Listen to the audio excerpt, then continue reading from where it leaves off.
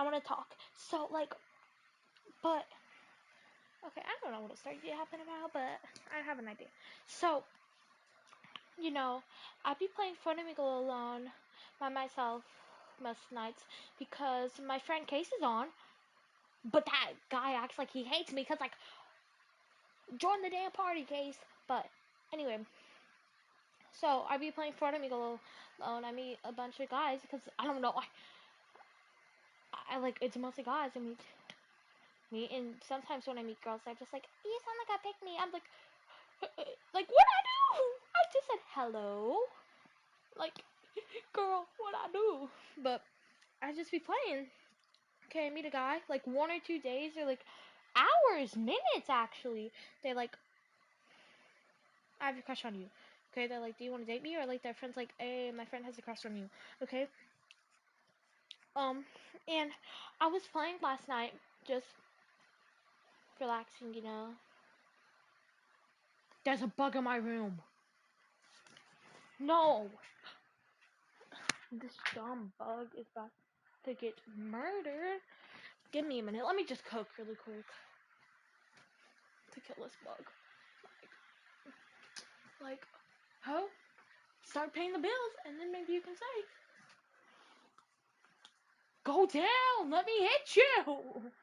I'm not tall like that. I can't freaking reach my ceiling. Why are you at the fan? Oh my god. TSPMO.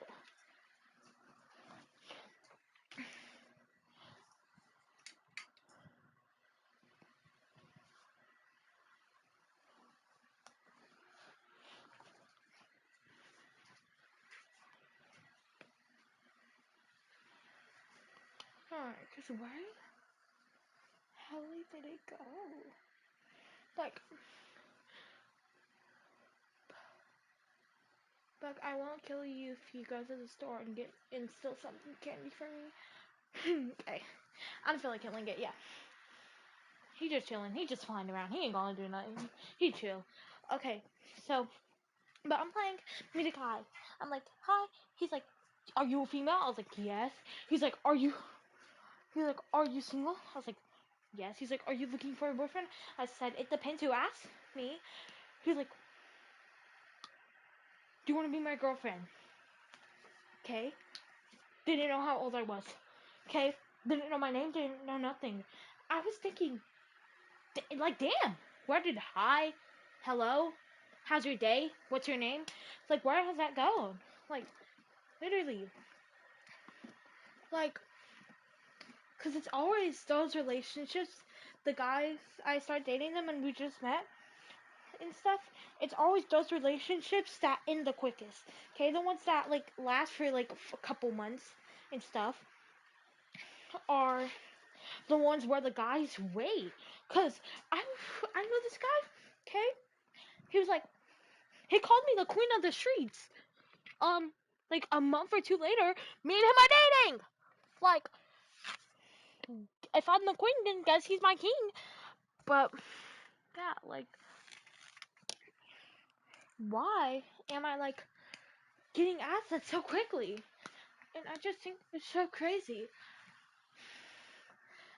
And I feel bad because I have to be like, I'll think about it because like 2 guys a night say they like me, like me. 3 guys, or like 1 or 2 or 3 guys every night be like, I like you. Or like, do you want to be my girlfriend? But like, buddy, no. I just met. Like, what's your name? How old are you? Like, bye. Like, bro. Okay. And don't get me started about this one thing that happened on VR. Because I mostly play Fortnite, but I have a VR headset. One time, I think I'm hearing things, but I heard a voice. Anyway, but one time I was playing VR, I was just dancing because there's a pole in my basement. I like to dance on it. It's fun, okay? I get bored, okay? And I was dancing and just relaxing and playing. A guy came up to me. He's like, you want to be my girlfriend? Or like, are you? He's like, are you a girl? I was like, yeah. He's like, how old are you? I said my age. He's like, you single? I was like, yeah. And he's like, do you want to be my girlfriend? I was like, no. Okay. Then he called me a sandwich maker. That he had the audacity to say, go back to the kitchen. Like, shut the hell up. Cause like, shut up. Like, oh, like it was getting like they get on my nerves. Really, like, yes, you're a man. So like, Lord, we're not in the 1500s anymore. Like, shut your goofy all self up with that. Like, they get on my nerves so much though. They get on my nerves. They get on my nerves. Cause like, I'm a woman. So what? Like, Lord, like why you saying that to me just because I rejected you? Like, bro, like if it's that big of, like cry me a river actually. Like cry me a river. Like, damn, like that's why you don't get any hoes, duh. Like, that's why you ain't get none. Cause you want to be freaking saying all that. Like, oh my god. Like, just say your disappointment to your mother without saying it. And like, it's so annoying, okay?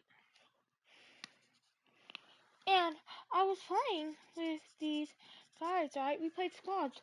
We lost, okay? I start getting cussed out by the guy. He's like, Belly, damn, what'd I do? Cause I got like 7 to 10 kills. I think I had like the third or second most, and he was saying that to me. But one of the guys, his Wi-Fi lagged out, okay? And like, I think that's what happened. Maybe that was another time. But still, like, bro, what did I do? Like,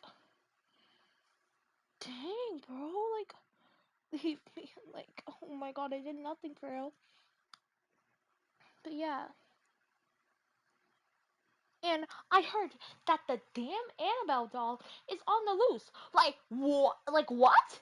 Why is that on the loose? And I heard that there was a tour for it. Is that thing Taylor Swift? Cause like, no, I don't think anybody wants to see a tour for that thing. Like, and even like, who in their right mind even would? Cause like, if one of my friends were like, "Hey, do you want to go on a tour to see the Annabelle doll?" I'll be like, "Hell no! How I rebuke the demonic energy in the name of Jesus Christ, my good Lord and Savior." Cause why are you trying to get being possessed? Okay, I rebuke you, you demonic entity. Okay, like if my friend would be like, "Yeah, I would be down to go," I would be like, "What? Why are you down to go to see a doll?"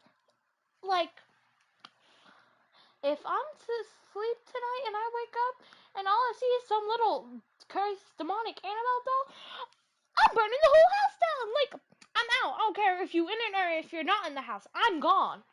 And I'm setting the house on fire.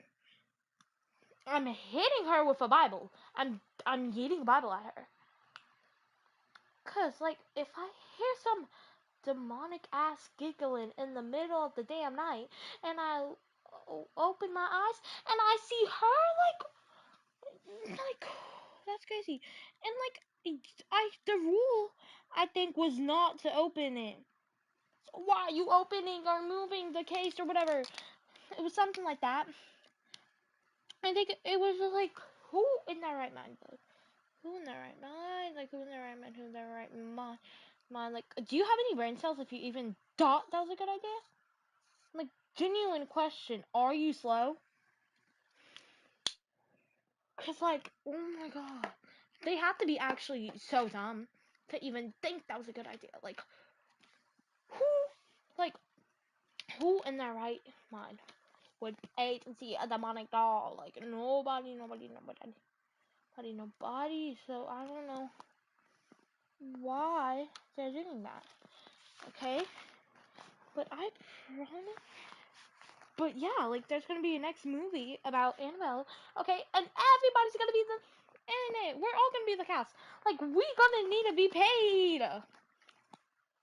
And if I wake up one morning and I get on like CapCut to make some videos, or I get on YouTube, or I just go into the kitchen and stuff, and my mom and brother are talking, and I hear that Annabelle killed somebody, I'm going to a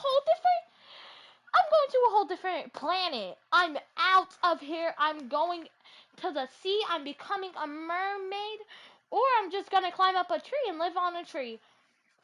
'Cause it's like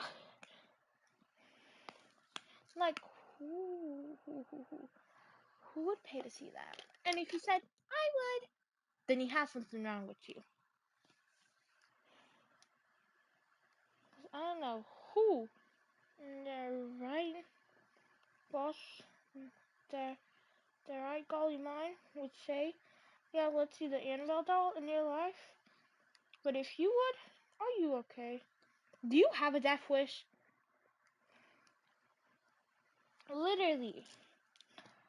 I don't know which one is worse, because I don't know if I would want to see Slipknot or them, because Slipknot, that band scares me. That band is demonic. I don't know which one's more demonic, because it's like so scary.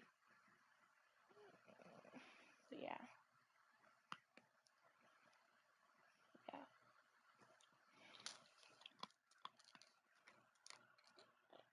Yeah, but yeah, also another thing. When it was like election time, I was scared. Okay? People talk about presidents and stuff left and right. My mom would just go, Trump. I was scared for my eardrums because I don't know if I was just gonna hear my mom scream Trump. Like, I rebuke you. Okay? I have that day saved as the day I get scared of my mom, okay? And I go on CapCut, all I see is Trump this, Kalama that. You think you just fell out of a coconut tree? Like, shut up, you PMO. Like, Lord, half of these people are like 14, 15. Most of them aren't even old enough to vote, okay? Like, girl, and it gets on my nerves, cause like, okay, that's what you believe. I like Kalama, okay? You can like Trump, okay? And it's just like so annoying. Like, why are you on there just talking about that? Cause like, it's CapCut. I'm not trying to see that. I'm trying to see edits. Okay, I'm trying to make videos. Okay, and it gets on my nerves. It gets on my nerves, bro. It gets on my nerves. Okay, it's like so annoying. Like, yes, that's your and like also the Taylor Swift haters. They make me want to end it, cause I'm not the biggest fan of Taylor Swift. I like some of her songs, but I wouldn't die for her. But these people like things that belong in trash cans. Taylor Swift, I literally saw that earlier. Like, oh my god, shut up. Shut up. Okay? Like, shut up. You get on my nerves. Shut up, shut up. Shut up. Like, shut up. Shut up. Like, SHUT space UP. You want to know what that spells? Shut up. Cause like, you're, cause like, yeah. Okay. And I just also think it's so annoying. Cause yeah, you have everybody likes different things. That's what make people unique. Okay. Cause if everybody liked the same thing, you wouldn't be interesting anymore. You would be basic. Okay. And I hate people who are like, oh my god, give me a minute. Let me kill this damn bug. Cause you like, it's gonna.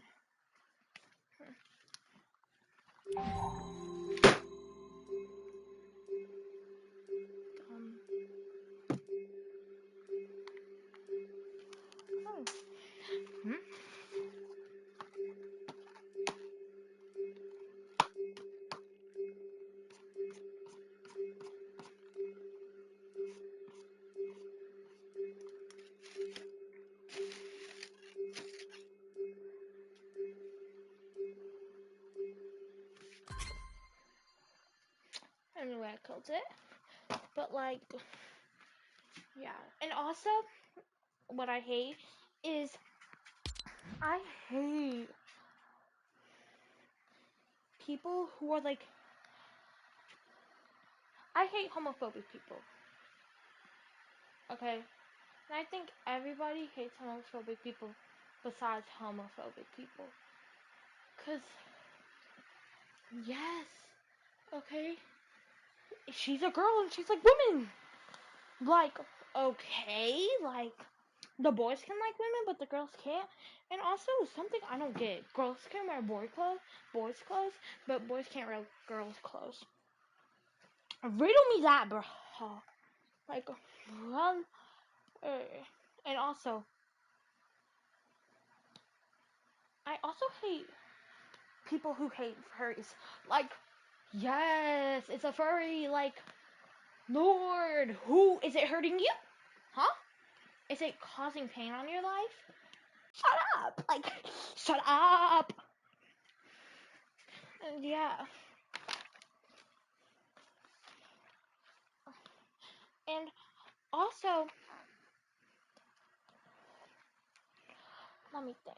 Oh, and something I also hate is those Polybuzz AI ads or whatever. Like, I'm not trying to see Sabrina Carpenter saying some freaky all crap. Like, I'm not trying to see this guy say shut up, and the person says make me, and they said, okay, I will, but you might moan a little. Like, what the hell? What the helly? What the helly, Ante? What the helly, Barry? Okay. And I also be hating these freaky all guys. Cause like, I get on Fortnite, I meet a 12 or 11-year-old. Okay? Nothing, nothing, nothing, nothing out of the, I can't speak. Nothing out of the ordinary. Okay? We start talking, they say, I'm gonna rape you. What? What?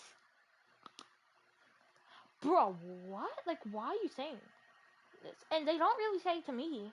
Okay, but if they do, I'm threatening to murder them because I don't play. Like, how what? Like, stop saying that. Okay.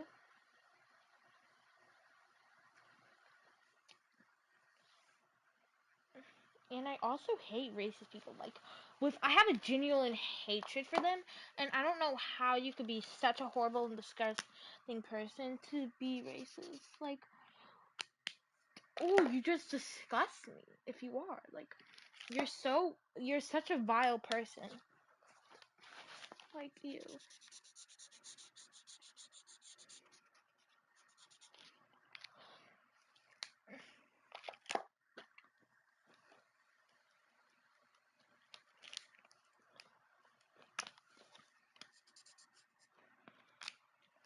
But like, and I also hate those vegans who are like, you eat meat, you're gonna okay? Because I was watching a Tyler Vandelli video, and he was talking about these vegans outside the thing. I was just thinking, that's crazy because like it's their body, their choice. Like you wouldn't want people to be doing that to you, so why do it to other people? You know? And I just think it's so stupid. Yeah. Let me think. What else should I talk about? Oh, there's somebody watching. Person, you should comment what I should talk about. Oh, guess they left. But what else? I know I'm being bored, but it's fun talking, you know? It's really fun talking. No, we'll start 0 then. No. Oh.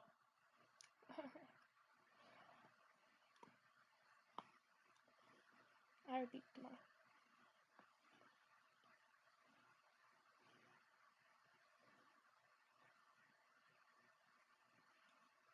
Yeah. But. Yeah. But okay, so you can hear me. That's good. I just want to make sure you could hear me.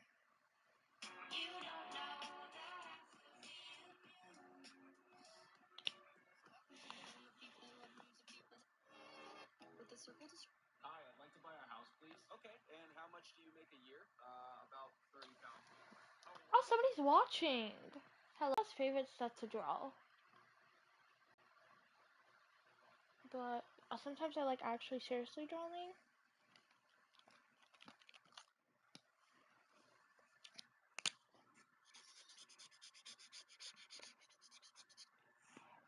No, I was talking to a high roller over here. That should be more than enough for your first. Hi, I'd like to buy a house, please. Okay, how much do you make a year? About $100,000. Hi, I'd like to buy a house, please. Okay, and how much do you make a year? About $30,000. Oh wow, didn't know I was talking to a high roller over here. That should be more than enough for your first. Hi, I'd like to buy a house, please. Okay, how much do you make a year? About $100,000. Hi, I'd like to buy a house, please. Okay, and how much do you make a year? Yeah. About $30,000. Oh wow, didn't know I was talking to a high roller over here. That should be more than enough for your first. Hi, I'd like to buy a house, please. Okay, how much do you make a year? About $100,000.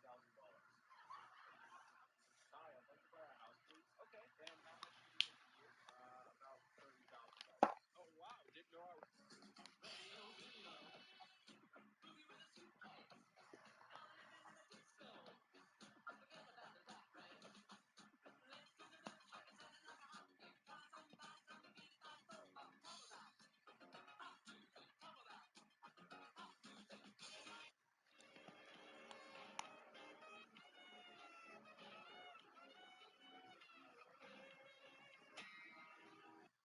The upcoming season. If I was the moon, and if you did some.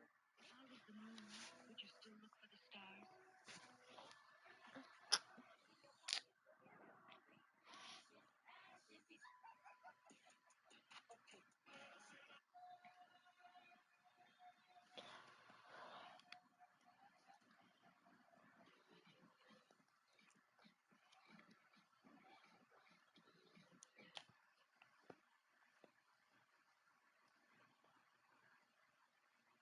Yeah.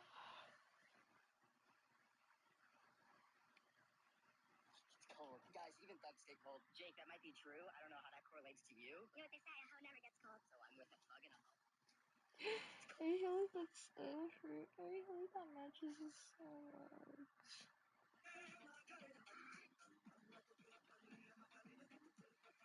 I noticed that you have been choosing wrong answers on purpose. Can I sing to the floor? Oh my god, he's dying! Call 911! What's the number? Oh my god, he's dying. Call 911. What's the number? The president gets killed. If I died tomorrow, what would I most be remembered for? Needlessly vulgar My Little Pony parodies? Oh, that's terrible! If I died. Well, I'm starting to think that this is a really bad idea. Start dating a girl and her best friend says don't hurt her or else? Or else what? I've been waiting for this one. Here's what I'll do. I will start by injecting a high dose of insulin under your tongue while you're sleeping. You will die of high blood pressure, and the star will never be found. I will then take your body 2 hours away from where I live so that I am outside the standard geographical area. Once we're out in the middle of nowhere, I will dig a 12-foot hole. I will put your body in that hole, bury it halfway, stick a dead animal carcass directly on top, and fill up the hole. If the police figure out that that's where I brought your body, the dogs will come sniffing and just find an animal carcass, and the police will assume that that's all there was. If they find your body, insulin doesn't even appear on a standard toxicology report. If they test specifically for insulin, they'll find it in your system and assume you had undiagnosed diabetes. Don't hurt my best friend, or else. Start dating. What could be worse than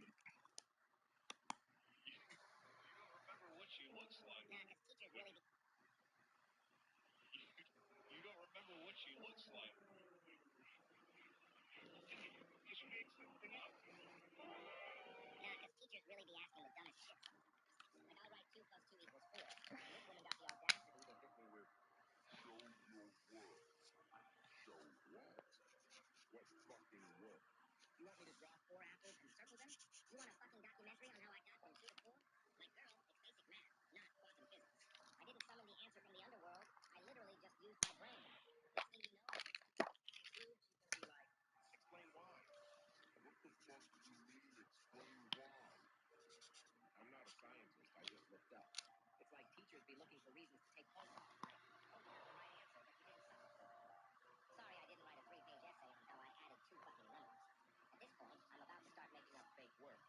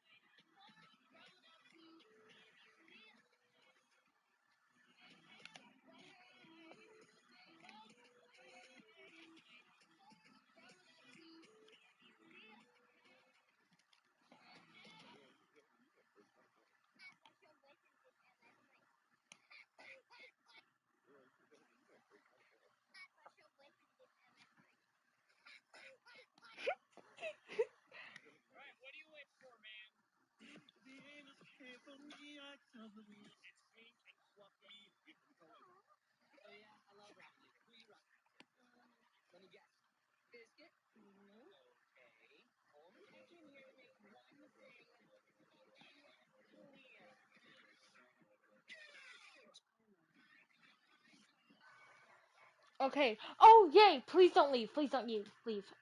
Okay. Um. Okay. So I'm mostly friends. I used to be mostly friends with guys on the game because I mostly could only find guys as friends. But I'm friends with girls mostly now. Okay, because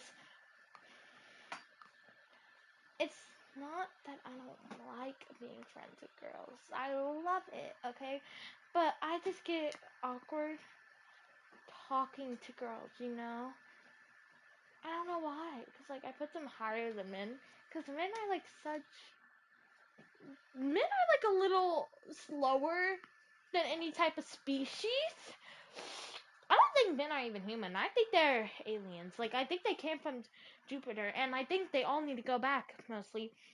Because they all are stupid. Like, I don't even know how they could go back to Jupiter now to get more stupider. Because these, like, men are so slow sometimes. Like, literally. I get so annoying, you know. His name is Gobble. What the hell is that? It's a turkey. His name is Gobble. What the hell is that? Okay, so.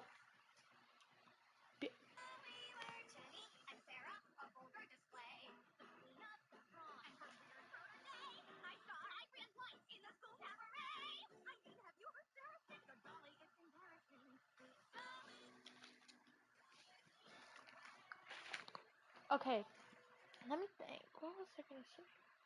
Okay, my friend Case, he can be a little interesting sometimes, but he's my bestie, y'all. He is like he's my best friend. That's a guy. My best friend that's a girl is my good sis Ellie. They both have a YouTube channel, but I'll put it in the comments. And I'm really close with both of them, but I'm not talking about Ellie. I'm talking about Case. Case can be interesting sometimes, but he's great. But I don't really know what to say about him.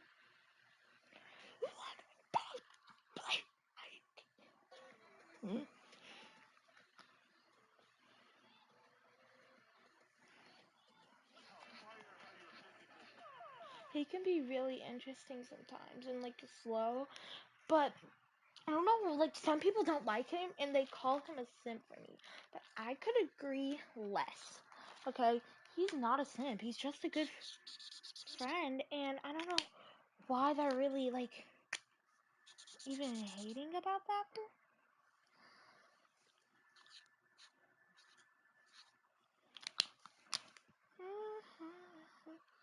Because like yes, yes, my friend Case is a guy, but cuz me and him team, that doesn't mean he likes me. No.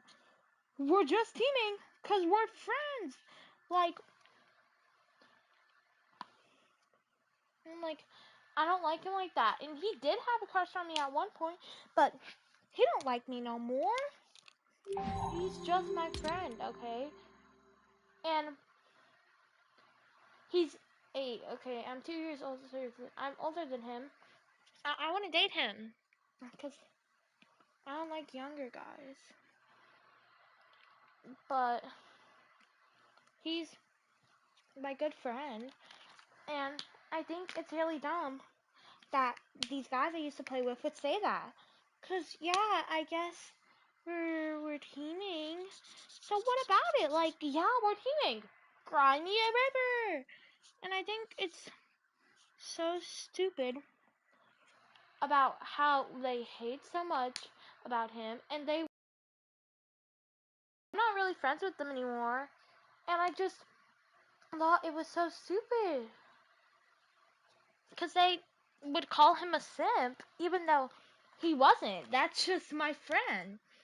And I don't know why he got called that, because he wasn't. Okay, he's just somebody I'm good friends with, okay? And he's really nice, okay? But I would never date him because I see him more as like a brother, you know? and he doesn't like me like that. And I don't know why they said that. Cause like yeah, we team a lot, but I just really don't understand why they would say that. But yeah. But y'all wanna know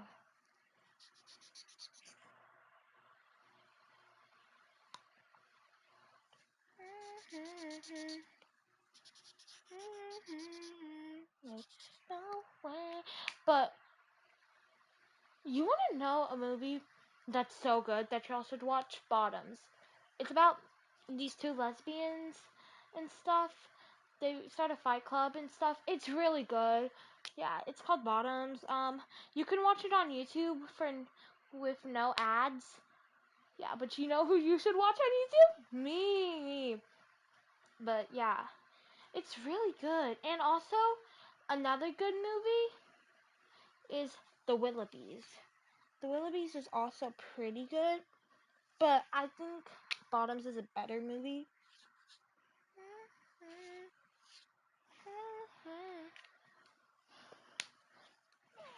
But yeah.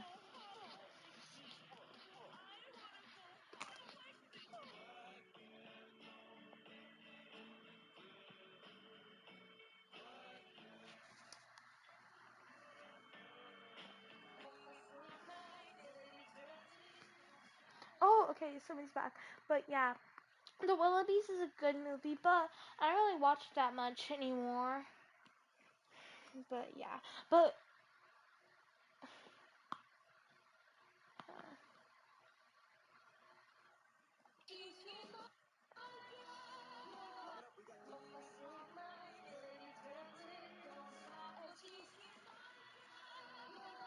We got Justin Bieber's latest hit single, Orangutan Pussy. Hot Tippers, everybody.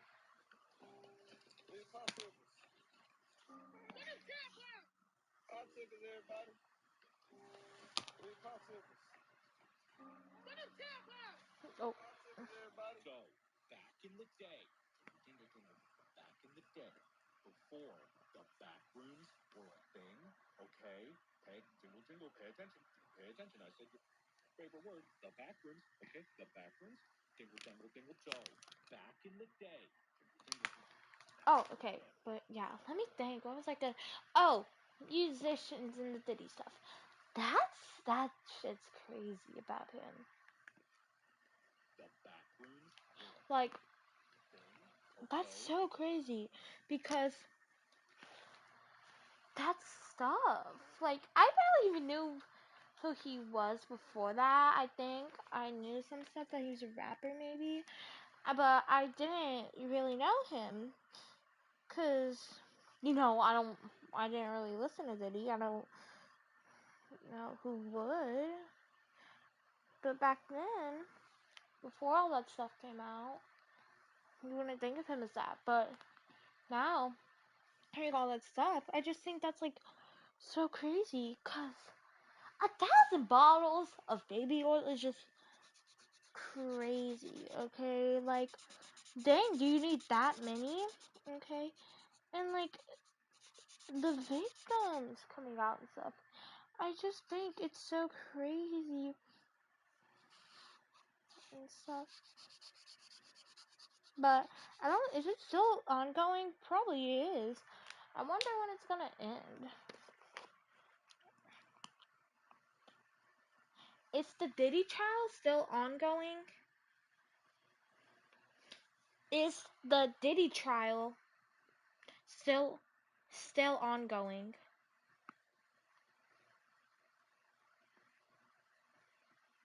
Yeah. It's still going. All the stuff about him. I wonder when it's gonna end though. But I actually genuinely can't believe it. I like genuinely can't. Cause like, why would you even do that? That's like, why would you ever do that to Guys, somebody? even thugs stay cold. Jake, that might be true. I don't know how that correlates to But you. yeah. You know what they say, a hoe never gets cold. So I'm with a thug and a hoe. Where's Olivia?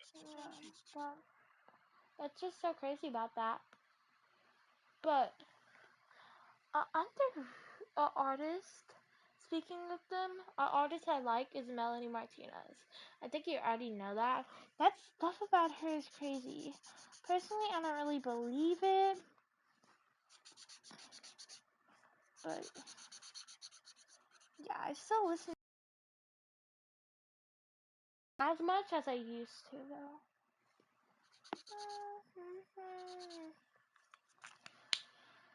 Yeah. He's probably up. You know, it's really not that serious.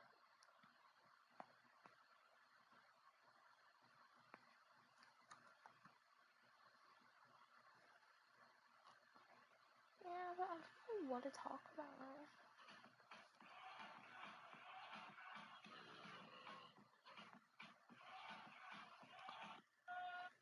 Dylan, why are you black?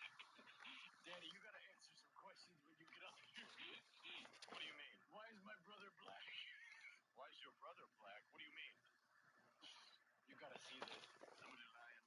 Why are you white? Dylan, why are you black? Danny, you gotta answer some questions when you get up here. What do you mean? Why is my brother black?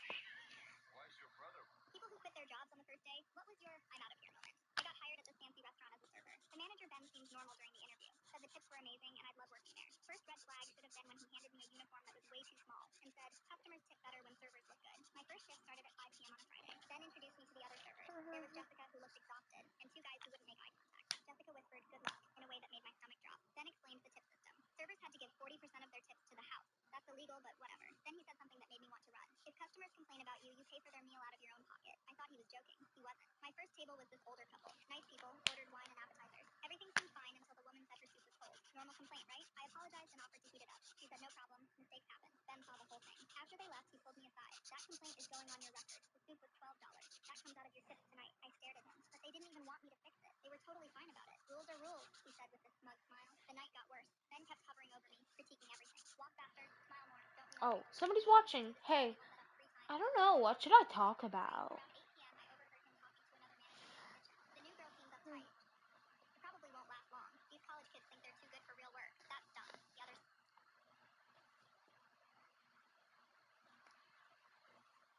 Things that are recently happening.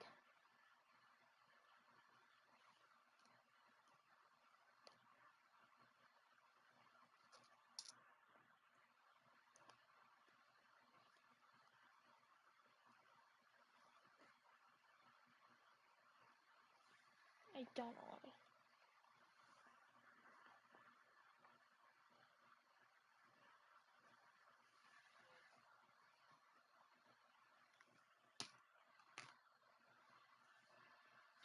There was Jessica, who looked exhausted, and two guys who wouldn't make eye contact. Jessica whispered, good luck, in a way that made my stomach drop. Then explained the tip system. Servers had to give 40% of their tips to the house. That's illegal, but whatever. Then he said something that made me want to run. If customers complain about you, you pay for their meal out of your own pocket. I thought he was joking. He wasn't. My first table was this older couple. Nice people, ordered wine and appetizers. Everything seemed fine until the woman said her soup was cold. Normal complaint, right? I apologized and offered to heat it. Do you think concerts are This boy was watching a video where a man opened a giant oyster and found a pearl and a diamond inside, but he didn't believe it and wanted to try it himself. He headed. What's the most dangerous thing a coworker Oh, ever did? okay. So, yeah. But I'm gonna go back to the first thing I was talking about. Because online dating and just stuff now. I used to online date a lot, but I still online date sometimes, but lately I just haven't been really doing it. Well, I have, but like, it just, the guys I've been dating, I haven't really liked it, and I'm not like stranger danger. But I don't really care about that. My manager at the bakery deliberately gave me gluten when she knew I had a gluten allergy because she thought food allergies were made up millennial nonsense. I ended up in the ER with my intestines literally tearing themselves apart. I've had a gluten allergy since I was diagnosed at 16. The kind where even trace amounts of gluten trigger an autoimmune response that damages your intestinal lining. The kind that can cause internal bleeding, malnutrition, and long-term organ damage if you're not careful. When I got hired at Golden Gate Bakery, I was upfront about my condition, brought medical documentation, explained cross-contamination protocols, even offered to bring my own lunch every day. The owner, Mrs. Grace, was understanding. She set up a separate prep area for me and made sure I had gluten-free options during fast meals. Then Mrs. Grace retired and her daughter Rebecca took over. Rebecca was one of those people who thought food sensitivities were psychological. She'd roll her eyes when customers asked about ingredients and make side comments about picky eaters and food fads. During my first week under her management, she watched me carefully wash my hands after handling regular flour. You know, that's not actually necessary, she said with that fake sweet smile. Gluten intolerance is mostly in people's heads. I explained that gluten allergy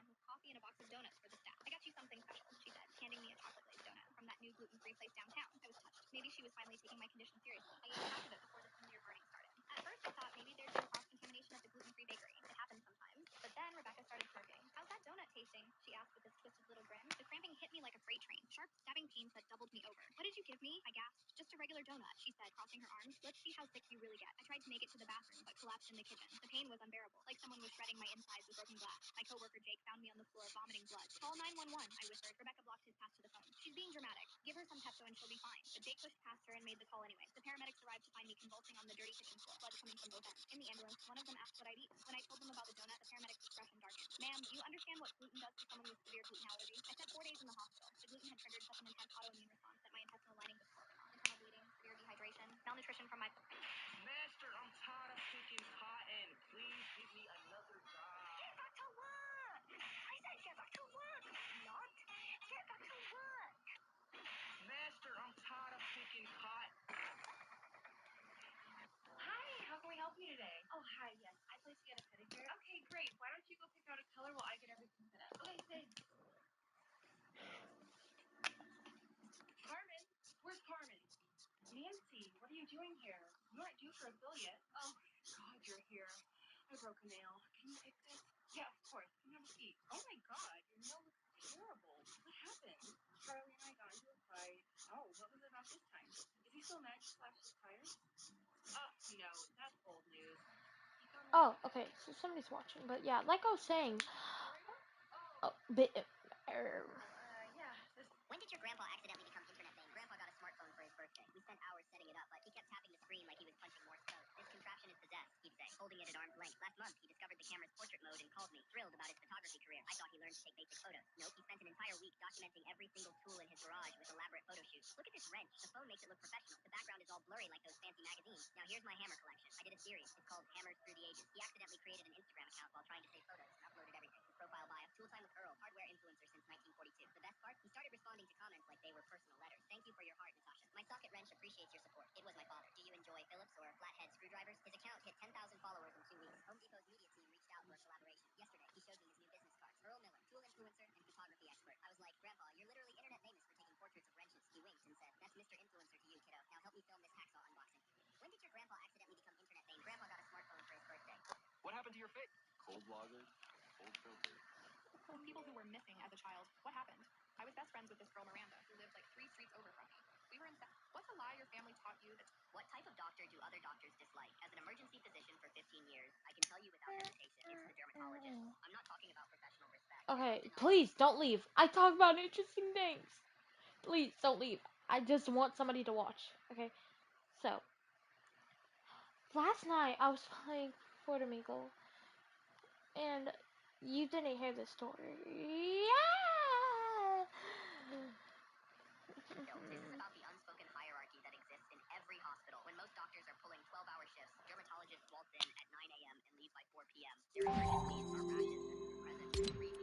Meanwhile, I'm on my 4th cardiac arrest of the night, surviving on vending machine coffee and 3 hours of sleep. Their offices look like spas. Seriously, I visited a dermatologist colleague once and almost laughed out loud. Ambient lighting, essential oil diffusers, soothing music. My emergency department, blood-spattered floors, the constant beeping of monitors, and the perpetual smell of bodily fluids no amount of industrial cleaner can mask. And the money? Don't get me started. While I'm drowning in malpractice insurance payments, they're buying vacation homes in Aspen. We're looking at spots all day. A dermatologist can see 4 patients an hour for minor issues and bill more than I make resuscitating a dying child. The worst part is the referral. I'll call at 3 a.m. about a patient with Stevens-Johnson syndrome, a life-threatening skin condition that needs immediate attention. Their response, "Send photos and I'll see them next week." Next week, the patient could be dead by then. But God forbid someone with mild acne has to wait more than 48 hours for their Accutane prescription. Then there's the dismissiveness. Last month, I had a patient with a strange rash that was rapidly spreading across her torso. Her vital signs were deteriorating. I called the on-call dermatologist who, without seeing the patient, suggested it was probably just contact dermatitis. Apply some steroid cream and discharge her. My gut said otherwise. I admitted her anyway, against the dermatologist's recommendation. By morning, she was in septic shock from necrotizing fasciitis, flesh-eating bacteria. Another hour at home with steroid cream and she would have died. But here's where my story takes a turn. 6 months ago, I noticed a small, irregular mole on my back. As doctors, we're the worst patients. Always too busy caring for others to address our own health. I ignored it for weeks until my wife insisted I get it checked. The only available appointment was with Dr. Keller, a dermatologist with a reputation for being particularly arrogant. I went in ready to be dismissed, mentally rehearsing how I'd demand a biopsy regardless of his opinion. He examined the mole silently, his face giving nothing away. Then he looked me in the eye and said, "We're doing a biopsy right now, not next week, not tomorrow, right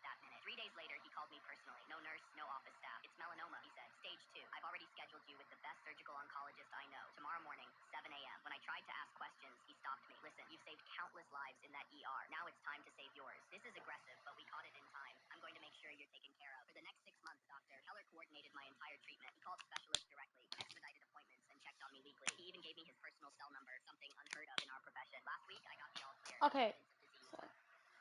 Do you want to get on Fortnite or can you not? Because I want to talk to somebody. So if you can, do you want to friend me? I think that would be fun to talk to somebody actually. But, okay.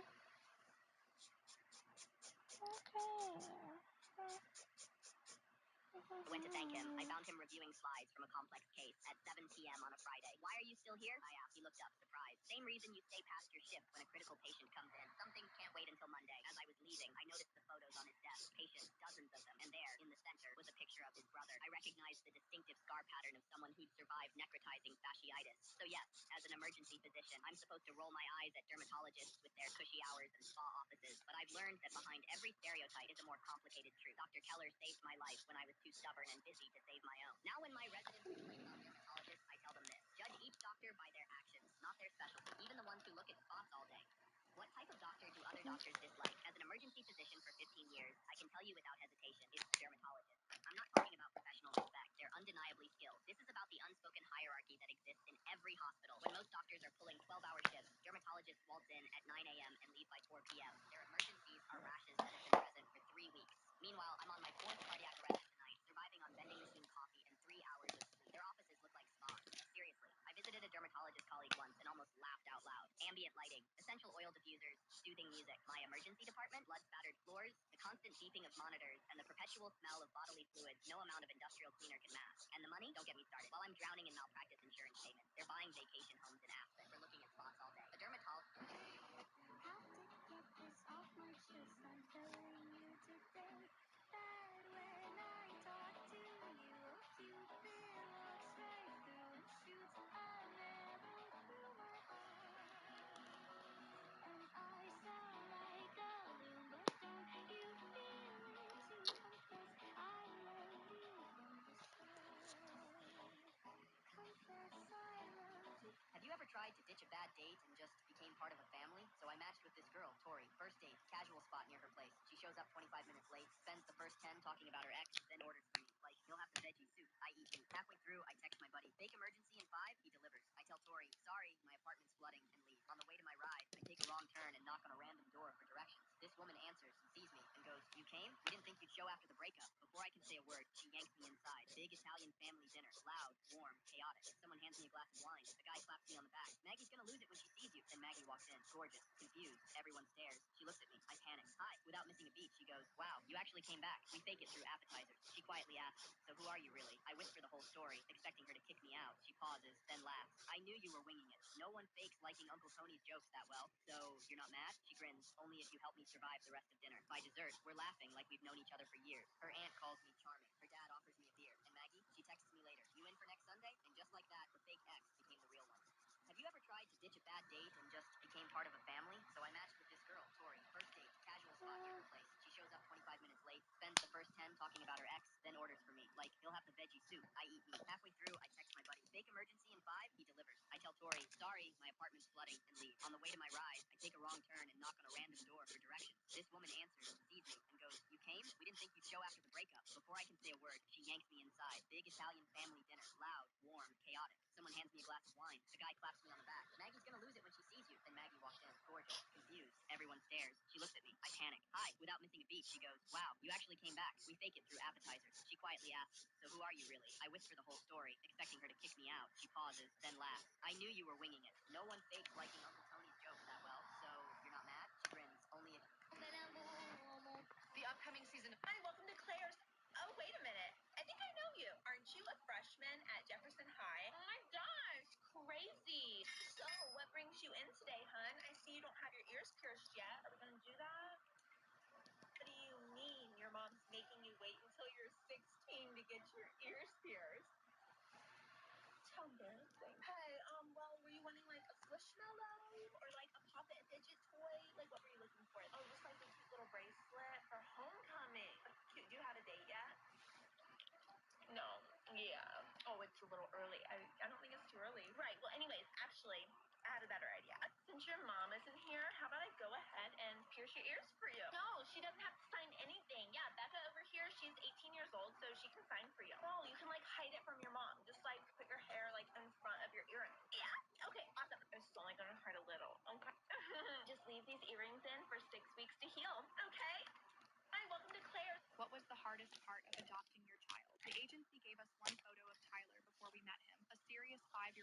haunted eyes. What they didn't show was how he clutched a trash bag containing everything he owned. 6 homes in 2 years, the social worker whispered. He keeps a calendar marking days until he's sent back. His first words stepping into our house, "Is this one temporary too?" My heart shattered. That night, I found him sleeping under his bed, not on it. When I reached for him, he jolted awake in terror. "Please don't be mad," he trembled. "They take away beds when you leave." I had to turn away so he wouldn't see my tears. Every morning, Tyler had his backpack packed and waiting by the door, just in case. When I asked about his favorite food, he shrugged. "I eat whatever doesn't make adults angry." I realized he'd been surviving, not living. His nightmares started on day 3, blood-curdling screams that had our neighbors calling to check if everything was okay. The school called after his first week. 3 violent outbursts, the principal said coldly. "We recommend medication and a special program." I stood my ground. He needs patience, not pills. But driving home, I wondered if we'd made a terrible mistake. Tyler wouldn't change clothes unless I promised his dirty ones wouldn't disappear. Previous homes had thrown away his things as punishment. The first time I cut his nails, I found tiny scars where he'd bitten them to bleeding. No one remembered to cut them before, he explained. His social worker delivered devastating news in month 2. His birth mother wanted another chance at custody. The court date was set. That night, Tyler overheard us talking. "If my first mom takes me back, will you forget me?" he asked, his voice so small. I couldn't lie. "We'd remember you forever." He nodded and whispered. Nobody else did. When a classmate told Tyler, "Adopted means your real parents didn't want you," he came home with a bloody nose from the fight that followed. My husband sat on the floor beside him. "Families aren't built just by blood. Yours started in someone else's tummy, but will finish in our hearts." Tyler looked up with tear-streaked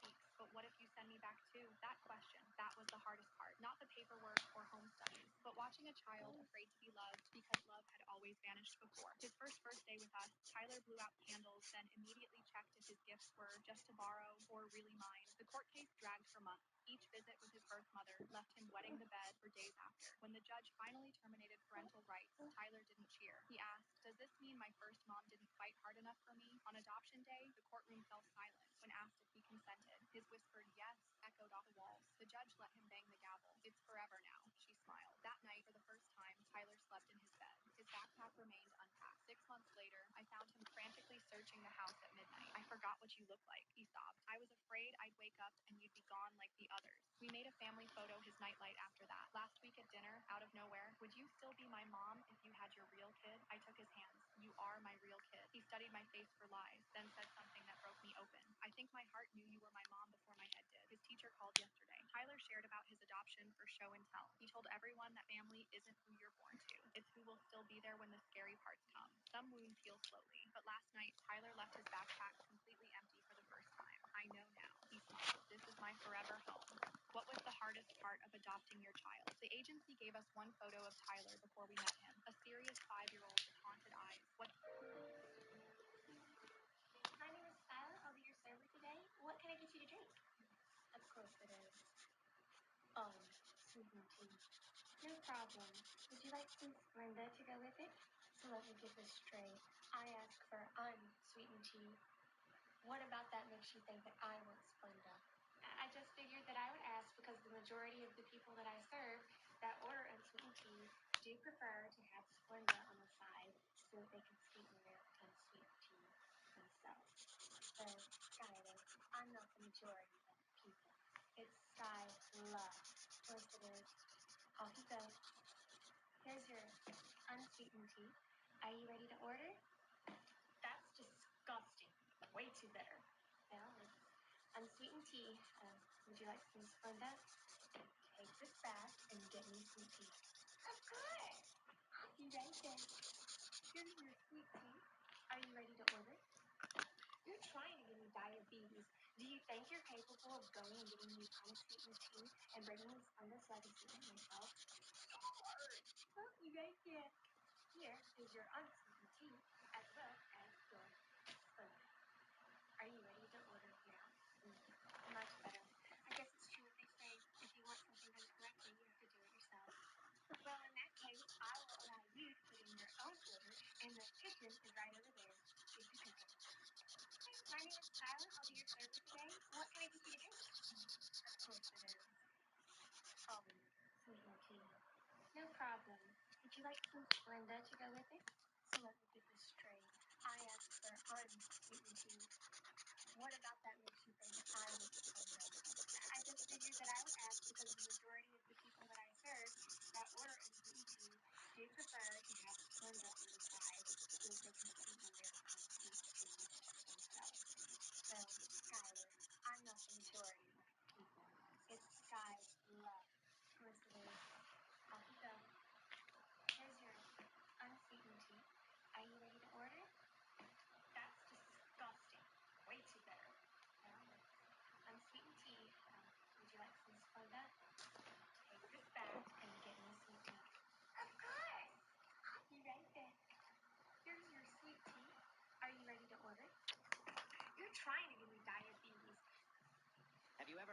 finally found out that you were about to be fired? I was working at this small marketing company for about 8 months. Mom, how many more minutes do I have to read? About 7 more minutes. Because you're I faked my own death and... Hi, I'm... neighbors. What's the most traumatizing thing that's ever happened to you? Last year, I moved into this old farmhouse with my son Jake. Cheap rent, quiet area, exactly what a single dad needed. The only neighbors within shouting distance were the Millers. Seems normal enough. Husband, wife, and their teenage daughter Emma. First time I met them, they brought over a casserole. Mr. Miller worked from home as an accountant. Mrs. Miller taught piano. Emma was homeschooled, shy but polite. They seemed like the perfect family. Every Sunday, they'd drive to church together. Mr. Miller coached the local baseball team. Mrs. Miller volunteered at the food bank. They were exactly the kind of neighbors you'd want. About a month after moving in, I started noticing odd things. Nothing scary, just strange. Emma never left the house alone, always with one parent, usually her dad. Their curtains stayed closed, even during beautiful weather. When I'd mow my lawn, Mr. Miller would watch from their porch the entire time. One day, Jake made friends with Emma when the Millers visited. They exchanged phone numbers, but whenever Jake texted her, the responses seemed off. When I mentioned this to Mrs. Miller, she laughed nervously. Emma's not great with technology. We helped her with her messages. Emma was 19, according to them. I invited them for dinner once.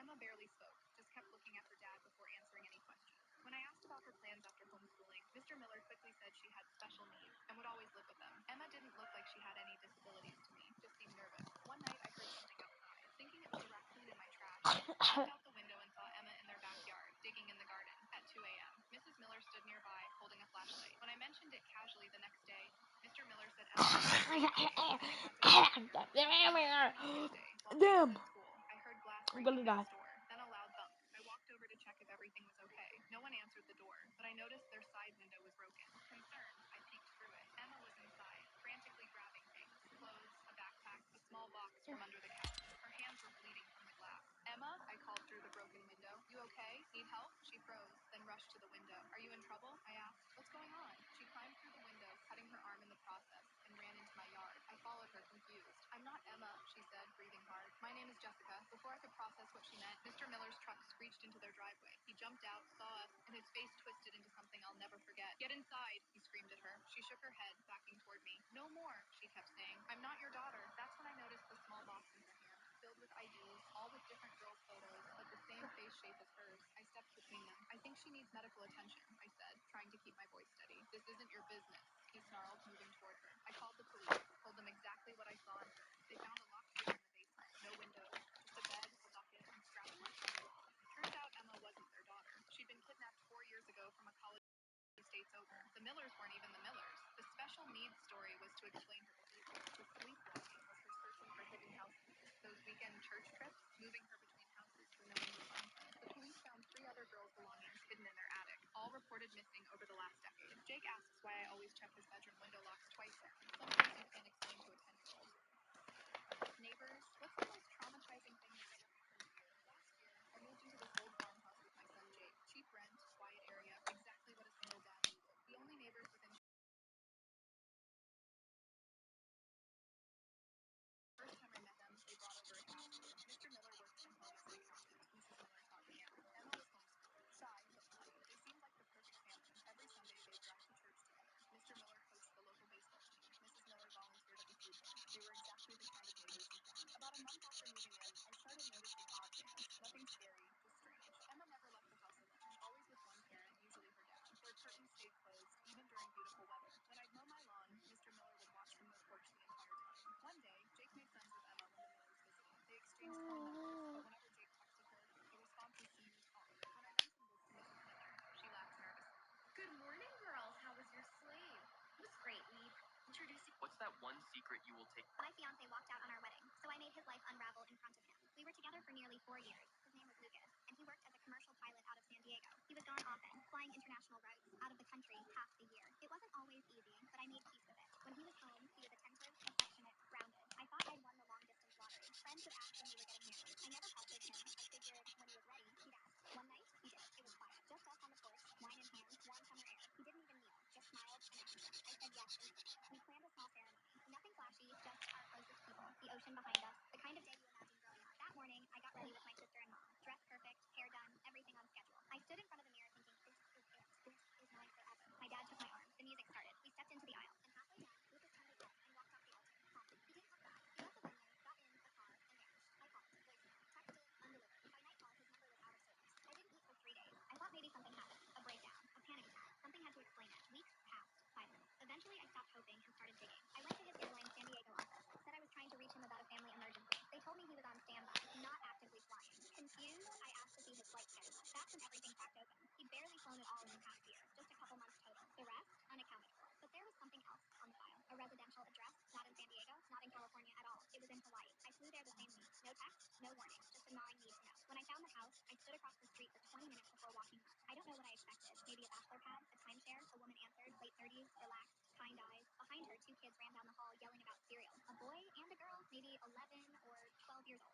Lucas was home. She didn't hesitate. That's my husband. He's at work right now. Can I help you? I said no, that I was just an old friend. She smiled and said, he's always talking about San Diego. I walked away. He hadn't just lied. He'd been married the entire time. 2 kids, a wife, a whole life of Hawaii. I wasn't the fiance. I was the affair. And the wedding, just the moment where his double life nearly collided. So he bailed, but I didn't. I took a leap. Then I mailed a letter to her. No drama, no hate, just the truth. Photos, texts, receipts, a copy of the wedding invite. My name, the dress, the venue, everything. I never heard from her. But a former coworker of his told me the fallout. She left him, took the kids, got the house. Lucas quit the airline. Couldn't show his face at the terminals anymore. He lives in a studio now. No custody, no career. He sees his children once a month under supervision. He tried to live a double life. Now he's lost everything.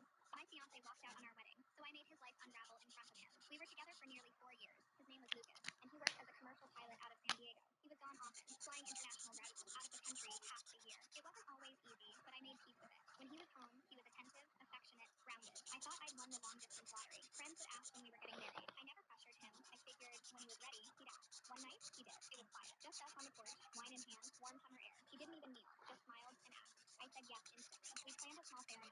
Nothing flashy, just our closest people. The ocean behind us. The kind of day you imagine growing up. That morning, I got ready with my sister and mom. Dressed perfect, hair done, everything on schedule. I stood in front of the mirror thinking, this is it. This is my forever. My dad took my arm. The music started. We stepped into the aisle. And halfway down, Lucas turned his head and walked off the altar, calmly. He didn't look back. He left the venue, got in a car, and vanished. I called. Voicemail. Texted. Undelivered. By nightfall, his number was out of service. I didn't eat for 3 days. I thought maybe something happened. A breakdown. A panic attack. Something had to explain it. Weeks passed. Silence. Eventually, I stopped hoping and started digging. I went to his airline San Diego office. Said I was trying to reach him about a family emergency. They told me he was on standby, not actively flying. Confused, I asked to see his flight schedule. That's when everything cracked open. He'd barely flown at all in the past year. Just a couple months total. The rest, unaccounted for. But there was something else on the file. A residential address, not in San Diego, not in California at all. It was in Hawaii. I flew there the same week. No text, no warning. Just a gnawing need to know. When I found the house, I stood across the street for 20 minutes before walking up. I don't know what I expected. Maybe a bachelor pad, a timeshare, a woman answered, late 30s, relaxed, kind eyes. Behind her, 2 kids ran down the hall yelling about cereal. A boy and a girl, maybe 11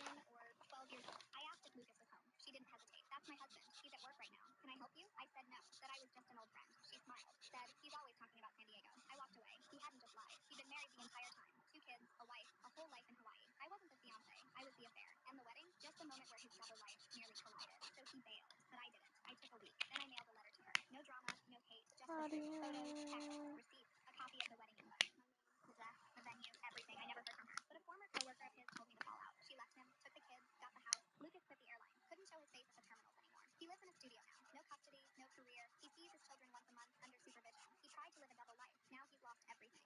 My fiance walked out on our wedding, so I made his life unravel in front of him. We were together for nearly 4 years. His name was Lucas, and he worked as a commercial pilot out of San Diego. He was gone often, flying international routes out of the country half the year. It wasn't always easy, but I made peace with it. When he was home, he was attentive, affectionate, grounded. I thought I'd won the long-distance lottery. Friends would ask when we were getting married. I never pressured him. I figured when he was ready, he'd ask. One night, he did. It was quiet. Just us on the porch, wine in hand, warm summer air. He didn't even kneel, just smiled and asked. I said yes instantly. We planned a small ceremony. Nothing flashy, just our closest people, the ocean behind us, the kind of day you imagine growing up. That morning, I got ready with my sister and mom. Dressed perfect, hair done, everything on schedule. I stood in front of the mirror thinking, this is it. This is my forever. My dad took my arm. The music started. We stepped into the aisle. And halfway down, Lucas turned his head and walked off the altar, calm. He didn't. I made a video the other day asking people to draw pictures of me. And then last night, I got a DM from someone that said, hey, Tyler, I drew you. So I was super excited to look at the drawing. But then I clicked on it. And this is what it looked like. But the crazy part about it is obviously the person in this picture is super ugly. But at the same time, it low-key looks like it. What's something you saw as a kid but didn't realize was messed up until you were older?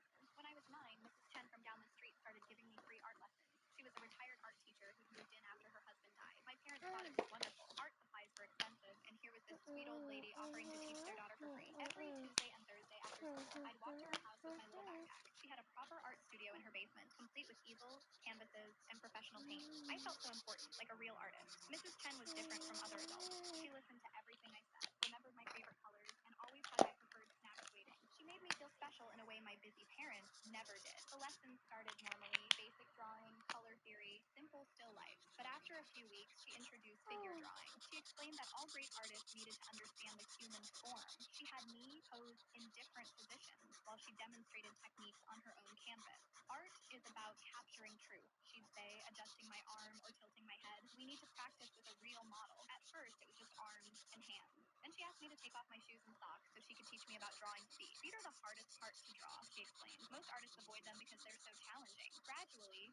me remove more clothing. Professional artists work with nude models all the time, she assured me. It's completely normal in the art world, but some people don't understand art, so this should stay between us. I believed her completely. She was the art teacher. She knew about these things. She took photos of me posing, explaining she needed reference images for when I wasn't there. All artists use photo references, she said, showing me art books with pastel paintings of nude figures. See, this is what real art looks like. The photos were for her portfolio, she explained. She was applying to teach at an art academy and needed to show her teaching methods. I felt grown up and sophisticated, while other kids played with toys. I was learning real art from a professional. Mrs. Chen said I had natural talent, that I could be famous someday if I kept practicing. My parents occasionally asked about the lessons. I mentioned learning about figure drawing, and they nodded approvingly. Art education was important, they agreed. One Thursday, Mrs. Chen seemed different, nervous. She kept checking her phone and looking out the window. Halfway through our session, her doorbell rang. She went upstairs and I heard shouting. Her adult daughter had come to visit unexpectedly. I was in the basement wearing only my underwear, surrounded by those reference photos tacked to the wall. Oh. The daughter came downstairs and saw everything. Her scream still echoes in my memory. Mom, what the fuck have you done? Mrs. Chen rushed me upstairs, helped me get dressed, and whispered urgently, don't tell anyone about our art lessons. People won't understand. They'll think it's wrong, but we know it's not. The next day, police cars filled her driveway. We carried out boxes of photos, computers, hard drives. I watched from my bedroom window, confused and scared. My parents sat me down that evening. They asked careful questions about the art lessons. I told them everything, still not understanding why they looked so horrified. Mrs. Chen moved away before I could ask her about the unfinished painting. Years later, in high school health class, we learned about grooming and exploitation. The teacher described how predators use special activities and trust building to manipulate children. I raised my hand with a shaking voice. What if they said it was for art? That night, I finally understood. There was never going to be any art academy. There was never going to be any portfolio. There were only photos of a 9-year-old girl who thought she was learning to be an artist. What's something you saw as a kid but didn't realize was messed up until you were older? When I was 9, Mrs. Chen from down the street started giving me Oh, free what art is lessons. that? She was a Tonight, retired gang, art gang. I'm teacher who going out moved in tonight, after gang, the gang. war died. My Oh parents my thought it was god, this wonderful. song Art is was so vibrant and loud. active, and here was this Congratulations. sweet old lady offering to Like, teach their now daughter you for be free. like, Every Tuesday and gang. Thursday Like, after gang, school, gang. I'd walk to her house with my little backpack. She had a proper art studio No, in no, the basement, complete no, with no, paintings, no, sculptures, no. and professional. When did you realize your parents were bad at parenting? I was 9 when I figured out my mom's special vitamins weren't vitamins at all. Every morning, she'd line up these identical white pills on the kitchen counter. 3 for her, 1 for me. To help you focus at school, she'd say, watching me swallow it with cereal. That's what focusing felt like. On good days, I cleaned my entire room without stopping, reorganizing my books by color, then size, then author. On bad days, I couldn't sleep until 3 a.m., lying in bed counting ceiling cracks while my teeth ground together. At school, my teacher noticed the change. You seem different, she said carefully during lunch one day. I proudly explained about my focus vitamins. Her face changed, and suddenly the school nurse was involved, then the principal, then people in suits asking gentle questions. That afternoon, I waited in a strange office while Mom screamed at someone in the next room. It's just Adderall. Kids get prescribed it all the time. She concentrates better. I didn't understand why everyone was so upset until Mrs. Peterson, my teacher, knelt beside me. Sweetheart, medicine is only for people who need it. Did a doctor ever talk to you about these pills? I shook my head. Mom says doctors are too expensive. Later, I overheard a woman in a blazer telling my mom, giving prescription stimulants to a child without a diagnosis is abuse. Period. That night, we stayed at Aunt Kelsey's house. Mom was still furious, muttering about overreactions and helicopter parenting. I couldn't sleep again, but this time from withdrawal. My body felt wrong, hollow somehow. Aunt Kelsey sat with me, stroking my hair as I shivered. When I was little, she whispered, your mom used to take my asthma inhaler because it gave her energy. Some people don't understand that medicine isn't supposed to make you feel good. It's supposed to make you feel normal. I lived with Aunt Kelsey for 6 months while Mom completed a program. The whole time, I kept waiting to feel less focused without my vitamins, but instead I just felt like myself again.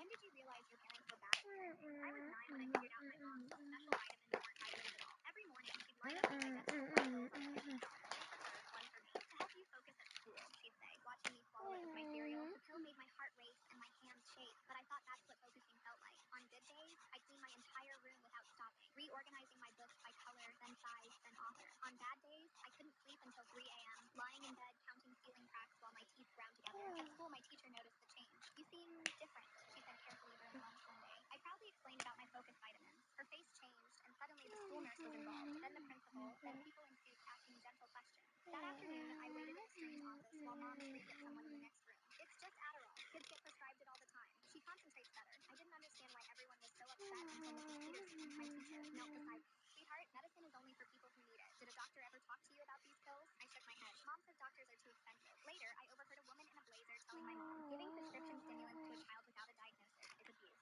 Period. That night, we stayed at Aunt Kelsey's house. Mom was still furious, muttering about overreactions and helicopter parenting. I couldn't sleep again, but this time from withdrawal. My body felt wrong, hollow somehow. Aunt Kelsey sat with me, stroking my hair as I shivered. When I was little, she whispered, your mom used to take my asthma inhaler because it gave her energy. Some people don't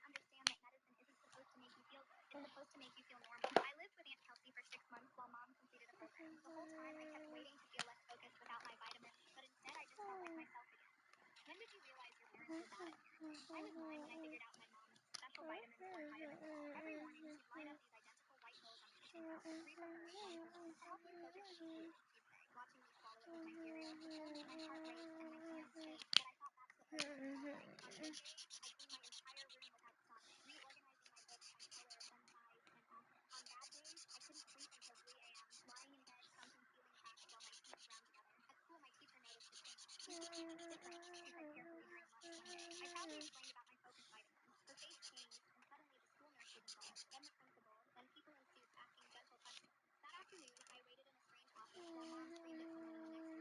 "It's just Adderall. Kids get prescribed it all the time. She concentrates better." I didn't understand why everyone was so upset until Mrs. Peterson, my teacher, knelt beside me. "Sweetheart, medicine is only for people who need it. Did a doctor ever talk to you about these pills?" I shook my head. "Mom says doctors are too expensive." Later, I overheard a woman in a blazer telling my mom, "Giving prescription stimulants to a child without a diagnosis is abuse. Period." That night, we stayed at Aunt Kelsey's house. Mom was still furious, muttering about overreactions and helicopter parenting. I couldn't sleep again, but this time from withdrawal. My body felt wrong, hollow somehow. Aunt Kelsey sat with me, stroking my hair as I shivered. "When I was little," she whispered, "your mom used to take my asthma inhaler because it gave her energy. Some people don't understand that medicine isn't supposed to make you feel good. It's supposed to make you feel normal." I lived with Aunt Kelsey for 6 months while Mom completed a program. The whole time, I kept waiting to feel less focused without my vitamins, but instead I just felt like myself again. When did you realize your parents were bad at parenting? I was 9 when I figured out my mom's special vitamins weren't vitamins at all. Every morning, she'd line up these identical white pills on the kitchen counter, 3 for her, 1 for me. To help you focus at school, she'd say, watching me swallow it with my cereal. The pill made my heart race and my hands shake, but I thought that's what focusing felt like. On good days, I cleaned my entire room without stopping, reorganizing my books by color, then size, then Oh, author. my On bad neck. days, I couldn't Oh, sleep I've until 3 been not a.m., even lying in bed, counting talking. ceiling cracks while my teeth ground together. At Okay, school, my teacher but noticed a change. "You seem good night, different," she said y'all. carefully during lunch one day. I proudly explained about my focus vitamins. Her face changed, and suddenly Peace the out, school my nurse was involved, then the Valentines. principal, then people in suits Love asking gentle y'all. questions. That Bye. afternoon, I waited in a Good strange night, office or while good Mom screamed morning, at or someone in the next room. just "It's have a just good Adderall. day, Kids get or have a prescribed it good all the rest of your time." She day. concentrates better. I don't know That what to say, afternoon, but I waited in a strange office until Mrs. Peterson, my bye, teacher, my knelt beside me. "Sweetheart, Valentines. medicine is only for people who need it. Did a doctor ever Love talk to you about y'all. this?"